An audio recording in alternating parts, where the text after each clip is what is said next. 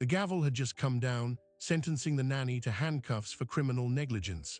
But then, from the back of the courtroom, a 5-year-old girl's voice cut through the silence. "Daddy," she cried, "I lied." Every head turned to the judge. His own daughter was pointing at him, her small face streaked with tears, about to expose the secret that would unravel his entire case. This is Judge Marcus Thorne, a man who built his career on swift, uncompromising justice. And the woman in handcuffs is Anya Petrova, the immigrant nanny he just convicted. But in one moment, his entire world, his judgment, his authority, his role as a father, is about to be dismantled by the person he thought he was protecting. What did this little girl see that her powerful father refused to? It began on an ordinary Tuesday, the day an accident in the playroom would be twisted into a weapon. In his courtroom, Judge Marcus Thorne was known as the Hammer. He believed in order, consequences, and the clean, sharp line of the law. But at home, after his wife's sudden death 2 years prior, the only order he knew was the routine Anya Petrova brought to his crumbling world. Anya had arrived from Kiev 6 years ago, a trained pediatric nurse whose credentials meant nothing here. She took the nanny job for the Thornes' daughter, Lily, when the child was just 3. She was more than an employee. She became the steady heartbeat in a house haunted by grief. She cooked the meals, mended the clothes, and every night she was the one who sat by Lily's bed until the girl's breathing deepened into sleep. To the public, Thorne was a pillar. To Lily, he was a distant silhouette behind a desk. And to Anya, he was a man so afraid of his own sorrow that he channeled it all into a relentless, punishing work ethic. He took on more cases, especially those involving child welfare, driven by a need to fix in the world what he couldn't fix in his own home. The fracture happened on a rainy afternoon. Lily, now 5, was building a fortress of cushions in the playroom. Anya was in the adjacent kitchen, preparing a snack, her back turned for perhaps 90 seconds. The crash was not a delicate sound. It was the heavy, wooden thud of the bookshelf Lily had decided to climb, followed by a silence so profound it froze Anya's blood. She found Lily on the floor, conscious but dazed, a rapidly swelling bump rising on her forehead. The child whimpered, more startled than in agony. Anya's training kicked in. She checked Lily's pupils, her coordination, asked her simple questions. She called the pediatrician immediately, then Judge Thorne. His phone went to voicemail. He was presiding over a trial. The doctor's office advised monitoring. No vomiting, no confusion, just rest. Anya held an ice pack to Lily's head, read her stories, and by the time Judge Thorne stormed through the door 4 hours later, Lily was laughing at a cartoon, the bruise a shadow under her bangs. But Thorne didn't see a managed accident. He saw his worst fear materialized, his daughter, injured, vulnerable. His eyes, usually so measured, held a wild, untethered panic. "What happened?" he demanded, his voice a low threat. Anya explained calmly, step by step. The climbing, the fall, the doctor's advice. She showed him the bump. Lily, picking up on the tension, buried her face in Anya's shoulder. That small gesture of trust, the child seeking comfort from the nanny instead of her father, seemed to detonate something inside him. The next morning, Lily complained of a headache. It was mild, fleeting, but for Thorne, it was a siren. He bypassed the pediatrician and took her straight to the emergency room at Fairmount General, to a colleague, Dr. Aaron Shaw, a forensic pediatrician known for his work on abuse cases. This was the first critical turn. Thorne presented the facts not as a worried father, but as a prosecutor. He omitted Anya's immediate response, the doctor's consultation. He framed it as a mysterious injury discovered after hours in the nanny's care. He was building a subconscious case, projecting his own guilt for being absent onto the one person who was always present. Dr. Shaw examined Lily. The bump was consistent with a fall, but then he ordered a full skeletal survey and a retinal exam, protocols for suspected abuse. When the retinal scan revealed faint, old hemorrhages in the back of Lily's eyes, Shaw's demeanor changed. He called them indicative of previous trauma. He used the term shaken baby syndrome, though Lily was far from a baby. The science behind it was already crumbling in medical circles, but in that sterile room, it was treated as gospel. For Thorne, it was not a diagnosis, it was a confirmation. His grief and fear fused into a terrible certainty. The meticulous nanny, the perfect caregiver, was a facade. Every memory rewired itself. Anya's patience became manipulation. Her affection for Lily became a performance. The love his daughter so clearly held for her was now proof of sinister grooming. He went to the district attorney, not as a grieving father, but as a judge leveraging his influence. He presented Shaw's findings as incontrovertible. The system, predisposed to trust the word of a respected jurist over that of an immigrant nanny, moved with terrifying speed. Anya Petrova was arrested at dawn the next day, charged with criminal negligence and child endangerment. The charge carried a possible sentence of 15 years. Anya's world evaporated. She had no family here, limited savings. A public defender, overwhelmed and skeptical, advised a plea deal, but Anya refused. She kept repeating one phrase, "I did not hurt my Lily." She meant asterisk her in the way a caregiver does, a truth that would later haunt the courtroom. The trial was swift. Judge Thorne, citing conflict, did not preside, but his shadow loomed over every proceeding. The prosecution's case was built on Dr. Shaw's testimony about the retinal hemorrhages, presented as definitive proof of past abuse. Anya's defense attorney, struggling, could not afford the thousands of dollars needed to hire a competing medical expert to challenge the discredited SBS theory. The jury saw a powerful, grieving judge and a medical expert in a white coat. They saw a quiet, foreign nanny with no one to vouch for her character. The verdict was guilty. As the bailiff moved to handcuff Anya, Lily, who had been waiting in the care of a court social worker, was brought into the courtroom for a final, mandated goodbye. It was a cruel procedural formality. The little girl, in a red dress, took in the scene, her beloved Anya in chains, her father's stern, satisfied nod to the prosecutor. A confusion of loyalties collided in her 5-year-old heart. And that's when Lily broke from the social worker's grip. She ran forward, not to her father, but toward the bench, her small voice slicing through the formalities. "Daddy, I lied." The gallery gasped. The prosecutor froze. Judge Thorne, for the first time, looked not like a judge, but like a man whose foundation had just been dropped out from under him. Lily pointed a trembling finger at him, tears streaming. "You said Anya was bad. You said I had to say I was scared of her. But I'm not. I fell. I climbed the shelf." The admission hung in the air, a bomb with a lit fuse. Every assumption of the case, every piece of evidence, began to rot from the inside out. But a child's recantation in the emotional chaos of a courtroom isn't enough. It's a beginning.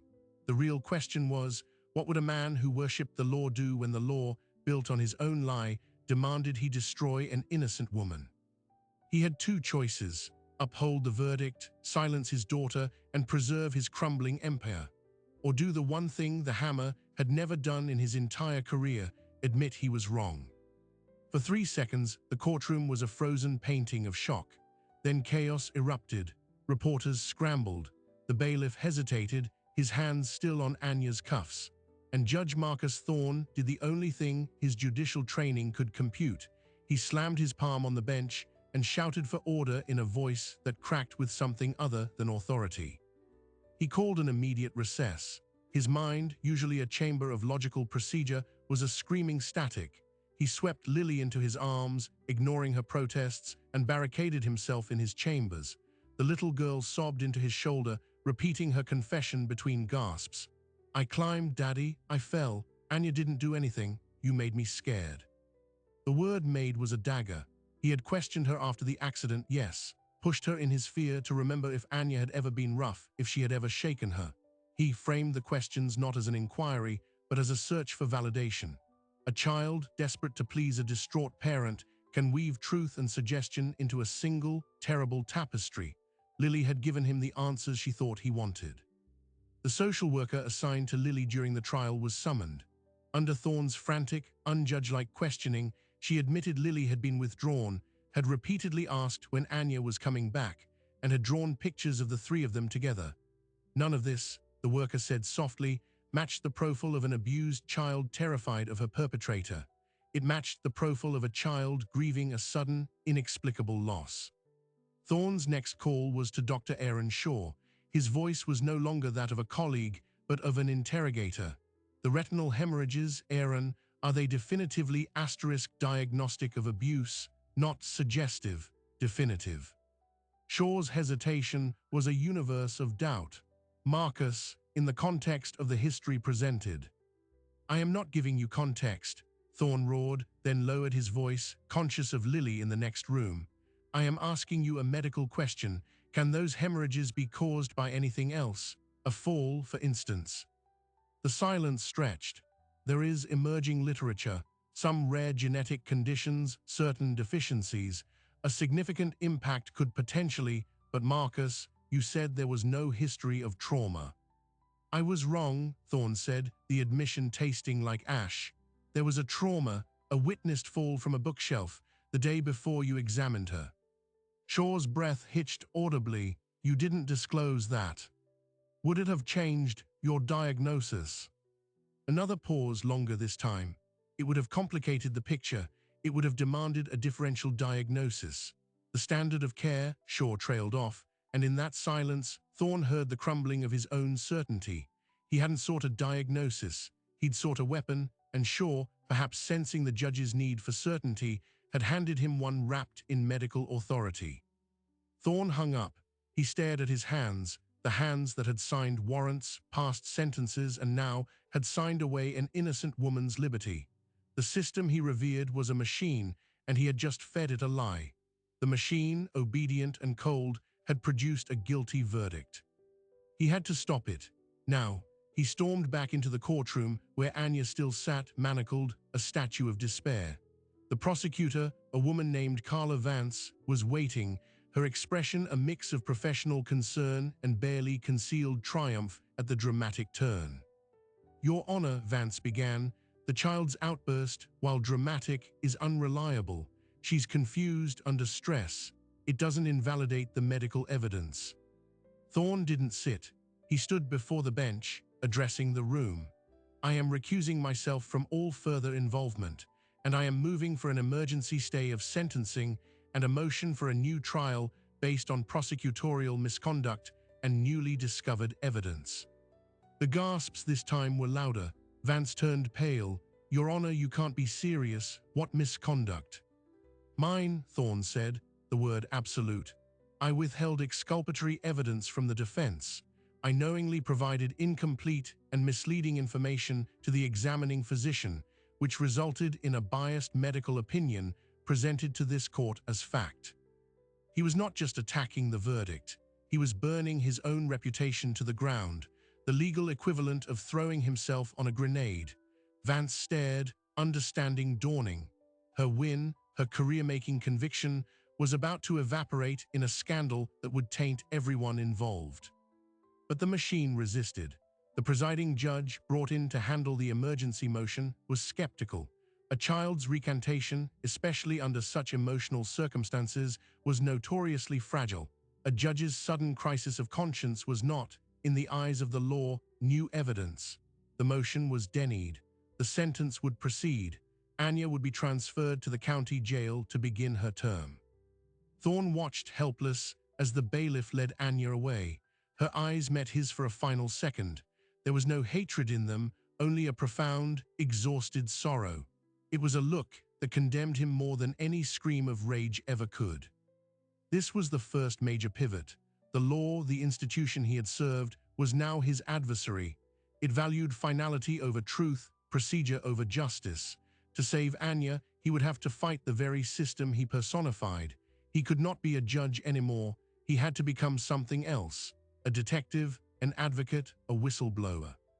He hired a private investigator, a retired detective named Leo Furrer, who had a reputation for untangling medical misconduct cases. Thorne paid him from his own pocket, a silent penance. His first instruction, find me everything on Dr. Aaron Shaw, not his accolades, his testimony history, every case where he diagnosed shaken baby syndrome or abusive head trauma. Meanwhile, he brought Lily to a new pediatrician, one specializing in pediatric neurology. He demanded a full, independent workup. He told the whole shameful truth. The neurologist, Dr. Amina Chen, listened quietly. Her examination was thorough. When she reviewed the retinal scans from Shaw, her brow furrowed. These hemorrhages are minor and peripheral, she said. They're in a pattern often associated with increased intracranial pressure from a single event, like a significant fall, not the classic, multi-layered pattern of abusive trauma. Then she asked a question that turned Thorne's blood cold. Has Lily ever had frequent nosebleeds, easy bruising? She had. Thorne had attributed it to childhood clumsiness. Dr. Chen ordered a specific blood test. The results came back 48 hours later. Lily had a previously undiagnosed, mild von Willebrand disease, a clotting disorder. This, Dr. Chen explained, makes her far more susceptible to bleeding from minor trauma. A bump that might cause a small bruise in another child could cause a more significant bleed in Lily, including in the retina. It is a perfect mimic for the signs of past abuse. This was the seismic proof. The medical cornerstone of the prosecution's case was not just shaky, it was built on ignorance of the patient's basic biology. Thorne had the ammunition, but the system has an immune response to being proven wrong. He took the findings to the district attorney's office. He was met with closed doors and wary faces. The conviction was a matter of public record. Overturning it would mean admitting a catastrophic error, exposing the county to a massive lawsuit, and dismantling the work of their own prosecutors and medical experts. The inertia was monumental. Carla Vance, fighting to preserve her career, dug in. She attacked Thorne's motives, painting him as a guilt-ridden father trying to rewrite history. She challenged the new diagnosis, bringing in Shaw to defend his original conclusions. The battle moved from the courtroom to a vicious war of affidavits and hearings. Leo Furrer, the investigator, delivered his report. It was a bomb. Dr. Aaron Shaw had testified as an expert for the prosecution in over 30 child abuse cases in the past decade. In 28 of them, his diagnosis of SBS or abusive head trauma was the primary evidence.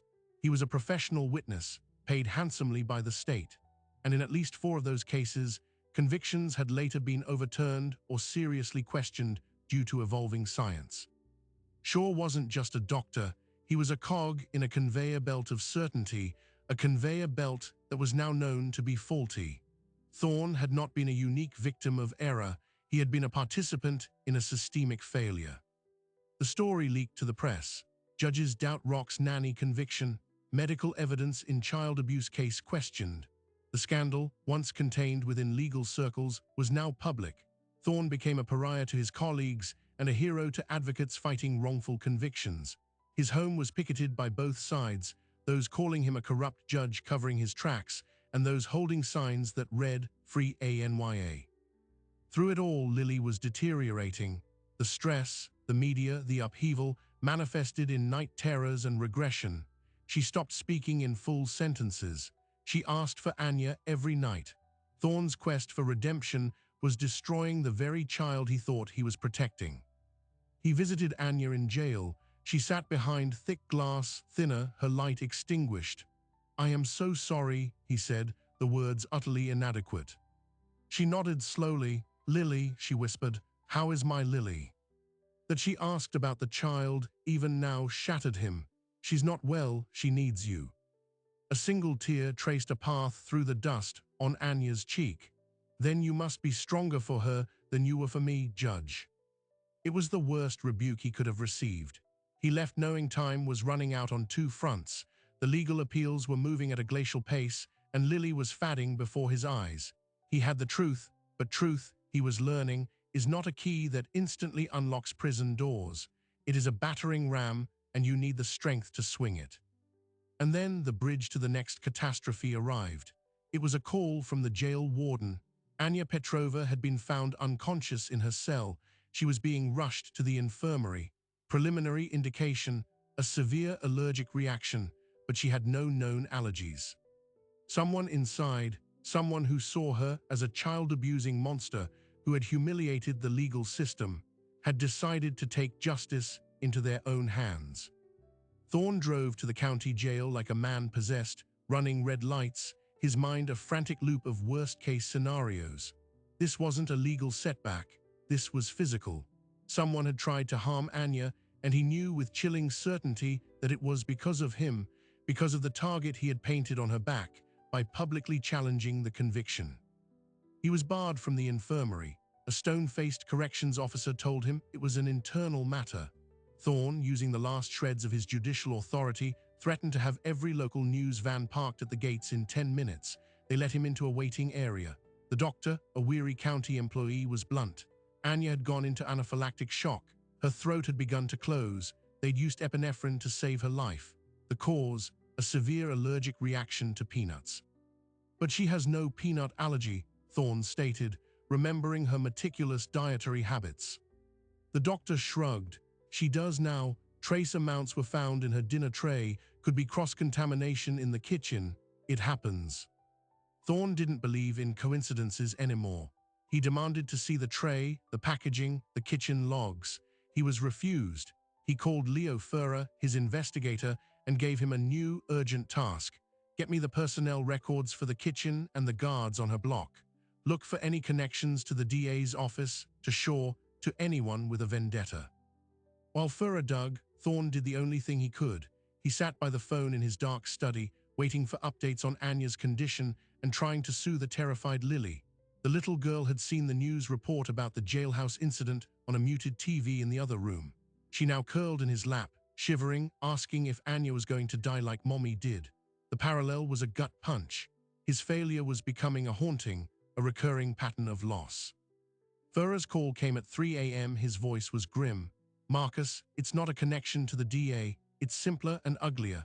The guard who delivered Anya's tray that night is a guy named Roy Miller. His brother is a deputy sheriff. Their father was a cop. And their niece was a 2-year-old who died 6 years ago from what was ruled shaken baby syndrome. The babysitter, an immigrant woman from Eastern Europe, was convicted. She's serving life. The pieces clicked into place with a sickening finality. This wasn't about the law or procedure. This was about tribal vengeance. To Roy Miller, Anya Petrova wasn't an individual. She was a symbol, a foreign nanny who hurt a child and was being protected by a corrupt judge. In his twisted sense of justice, he wasn't attempting murder. He was delivering a punishment the system had failed to complete. Thorne had the name, he had the motive. He took it to the jail warden, to the sheriff's office, and he hit a wall of blue silence. Internal Affairs would look into it.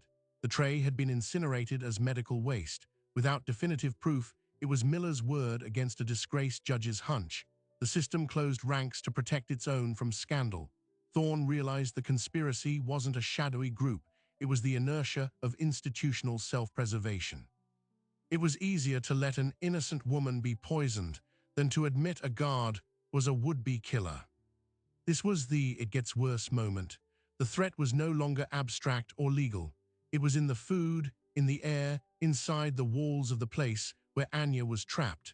Getting the conviction overturned could take months or years. She might not survive that long. Driven to desperation, Thorne made a decision that would sever his last ties to his old life. He contacted a journalist, not from the local paper, but from a national investigative outlet known for exposing wrongful convictions. He handed over everything: the flawed medical testimony, Lily's clotting disorder, the investigator's report on Dr. Shaw, the guard's connection to the past case, the jail's refusal to investigate the poisoning. He gave them his own sealed deposition, confessing to his misconduct in raw, self-incriminating detail. He was throwing his career, his reputation, and his legal immunity onto a public bonfire. Hopping the heat would melt the bars of Anya's cell. The story exploded. It was no longer a local scandal. It became a national headline: a judge's guilt, a nanny's nightmare, and the medical theory that convicts the innocent. News crews descended. Advocacy groups mobilized. Hashtags trended. The pressure shifted from the inert legal apparatus to elected officials who feared the spotlight. The district attorney, facing a media firestorm and calls for a federal investigation, finally capitulated. He agreed to a joint motion to vacate Anya Petrova's conviction and release her on her own recognizance pending a full review. It was a bureaucratic phrase that meant freedom for now. Thorne was at the jail for her release. She emerged into the chaotic flashbulb glare, squinting, thinner, a medical bracelet on her wrist. She looked past the reporters, her eyes searching until they found his. He expected relief, maybe even gratitude. What he saw was a hollowed-out weariness, and beneath it, a flicker of fear. She didn't see a savior, she saw the man who had put her in that hell. The cameras captured their silent, agonizing standoff, the judge who broke the system and the woman the system broke. Took her to a safe house arranged by the advocacy group. Lily was there. The reunion was not the joyful scene he'd imagined. Lily clung to Anya, sobbing, but Anya's embrace was stiff, protective.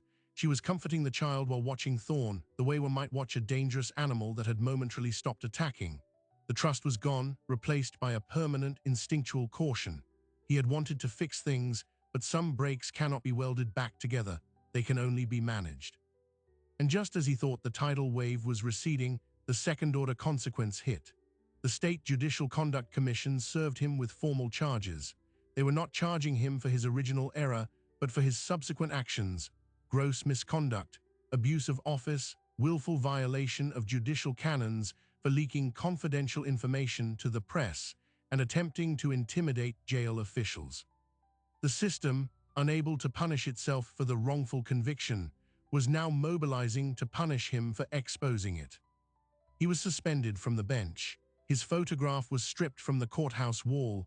He was now a defendant in the very institution he had served.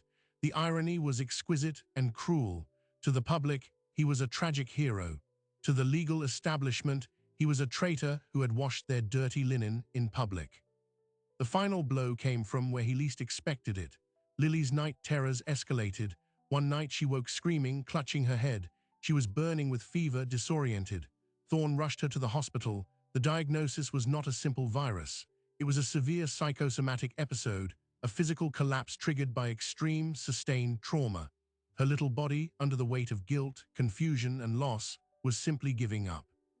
The pediatric specialist was gentle but firm. The stressor must be removed. She needs stability, safety, and the primary attachment figure she identifies as her source of security. Thorn knew what that meant. The primary attachment figure was not him. It was the woman he had sent to prison. For Lily to heal, she needed to be with Anya.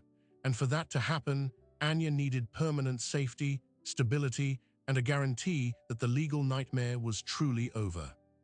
His quest for redemption had reached its final, impossible hurdle. To save his daughter, he had to somehow give her back to the woman he'd destroyed. And to do that, he had to dismantle the last vestiges of the power structure that was now hunting him. He stood in the sterile hospital hallway, watching through a window as a nurse checked Lily's IV. His daughter looked tiny and pale in the big bed. He had won Anya's freedom, but at the cost of his career, his honor, and now, it seemed, his child's health. He had the truth, but truth alone was not enough. He needed a victory. Not a moral one, but a legal, tangible, crushing victory that would erase the charges against Anya forever, bury the system's retaliation against him, and provide a foundation for them to rebuild from the rubble. He turned from the window, a new, colder resolve settling in his bones. The time for appeals and motions was over. It was time for a trial, not for Anya, for himself. He would use his own misconduct hearing as the stage. He would put the entire system, Dr. Shaw, the DA, the jail, the flawed science of shaken baby syndrome, on trial. He would force them to defend the indefensible in open court. It was a monstrous gamble. If he lost, he would be disbarred and likely face criminal charges. But if he won, he wouldn't just free Anya from legal jeopardy. He would expose the rot for all to see, and perhaps, just perhaps, earn the right to ask for forgiveness. He walked out of the hospital into the biting wind, not as Judge Marcus Thorne, but as a man with nothing left to lose and one final, desperate play to make. The judicial misconduct hearing was not held in a courtroom, but in a sterile conference room in the state capitol. Yet for Marcus Thorne, it felt like the grandest stage of his life. The panel of 3 judges stared down, not as peers, but as inquisitors. Thorne had waived his right to an attorney. He would be his own advocate, and his defense was not denial, but a full, brutal confession. He began not with legalese, but with Lily's voice. He played the courtroom audio from the day of the verdict, the sharp, clear cry of "Daddy, I lied," echoing in the quiet room. He let it hang there. Then he methodically dismantled his own actions. He admitted to manipulating the medical narrative for Dr. Shaw. He detailed his failure to disclose Lily's fall. He recounted his conscious decision to view Anya not as a caregiver, but as a suspect, driven by grief and fear. But then he pivoted. "My misconduct," he said, his voice steady, "was not an aberration. It was the logical endpoint of a system that values certainty over truth, conviction over justice." He entered into evidence Leo Furrer's report on Dr. Shaw's testimony history. He entered the peer-reviewed medical journals debunking the shaken baby syndrome diagnosis in cases like Lily's. He entered the blood test confirming Lily's clotting disorder. He entered the jail's internal memos showing the ignored complaints about guard Roy Miller. He wasn't just defending himself, he was prosecuting the entire chain of failure. The judges on the panel shifted uncomfortably. This was far beyond the scope of a conduct hearing. Thorne was putting their shared institution on trial. The climax came when he called his final witness, not a character witness for himself, but the victim of the system's failure. Anya Petrova entered the room, accompanied by a victim's advocate. She was pale but composed. She did not look at Thorne. When asked what she wished to say, she spoke softly, with a heavy accent that had been mocked in her original trial. "I did not come for revenge," she said. "I came to ask a question. If a judge with all his power and education can be so blind, what chance does someone like me ever have?" She turned her gaze finally to Thorne.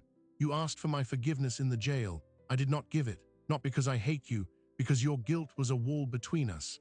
You needed my forgiveness to feel better, but what I needed was for you to make sure no one else would ever need to forgive you for this again." Her words were not an absolution, they were a mandate, a charge to do better. The room was utterly silent. The panel's ruling came a week later. They found Marcus Thorne guilty of judicial misconduct. The sanction, permanent disbarment. He would never wear a robe again, but in their written decision, something unprecedented happened. The panel, clearly swayed by the evidence presented, included a forceful recommendation. They urged the district attorney to not only drop all charges against Anya Petrova with prejudice, but to initiate a full review of every conviction in the county that had relied primarily on the now discredited medical testimony of Dr. Aaron Shaw. It was a historic, scathing indictment. Thorne had lost his career, but he had won the war for the truth. The public pressure became irresistible. The DA, within 24 hours, announced he would not retry Anya. The conviction was vacated, her record expunged. Simultaneously, the state medical board opened an investigation into Dr. Shaw. For Anya, the legal nightmare was over. For Thorne, a personal reckoning began. He sold his large house, a monument to a life that no longer existed. He used a significant portion of the proceeds to set up a trust for Anya, a silent, no-strings-attached fund to help her rebuild her life, finish her nursing certification, and find a home. He kept a modest apartment. The final, surprising detail emerged from the ashes. It was Lily who engineered the first fragile bridge. During a supervised visit with Anya present, Lily took her father's hand and Anya's hand and pressed them together on the kitchen table. She didn't say anything. She just looked at their joined hands, then up at their faces, her expression earnest. It was a child's simple, profound algebra. 1 + 1 must equal something whole. It was not a happy ending. It was a painful, tentative beginning. Anya did not move back in. She found a small apartment nearby. Thorne began seeing a therapist to confront the grief and rigidity that had caused the catastrophe. He started volunteering with the Innocence Project, using his legal knowledge, now from the outside, to help others caught in the same web of flawed forensics. A year later, a civil lawsuit against the county, the jail, and Dr. Shaw was settled out of court. The monetary amount was substantial and confidential. Anya used part of it to establish a fund for wrongfully convicted domestic workers, ensuring they would always have access to proper medical experts and legal defense.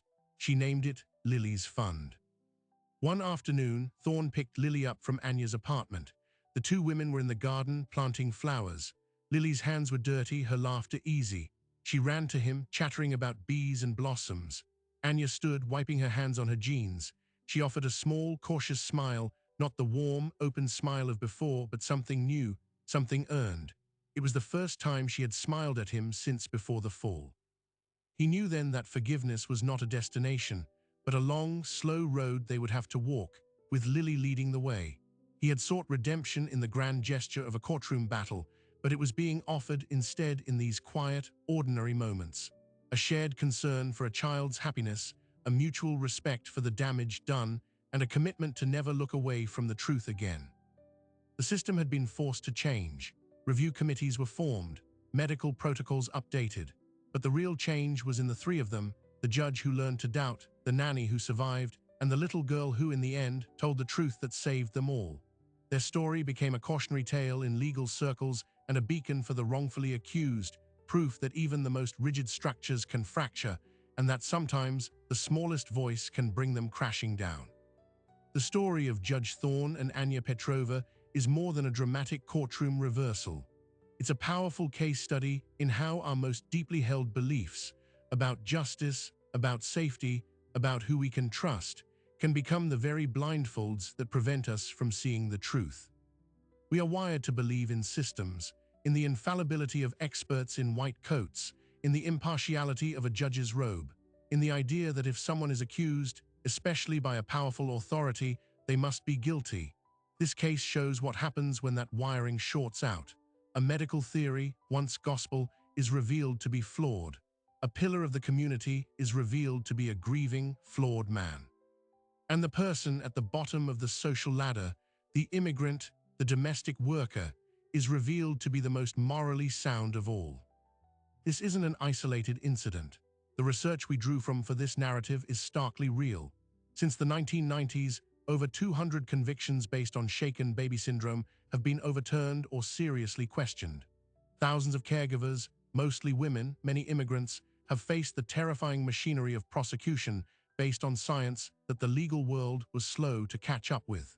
They are the invisible casualties of our need for certainty. The lingering question this story leaves us with is not about one judge or one nanny. It's about us. How quick are we to judge the scene we walk into? How readily do we accept the official narrative, especially when it confirms our biases? And when we have power, whether as a parent, a boss, or just someone with a platform, how careful are we with it? Marcus Thorne's journey from arbiter to advocate, and Anya, from victim to founder of a fund for others, shows that redemption and justice are not about erasing the past. They are about building a new future from the broken pieces, with humility and relentless honesty. Now I want to hear from you. Have you ever been in a situation where your initial certainty about someone was completely overturned? A moment where you had to admit you were wrong and it changed everything? Share your story in the comments below. These conversations are how we build a more compassionate and clear-eyed world. If this story moved you or made you think, please subscribe. We dedicate ourselves to bringing you narratives that don't just entertain, but challenge and illuminate the complex truths of the human experience. Because sometimes, the most important verdict isn't delivered in a courtroom. It's the one we reach in our own hearts.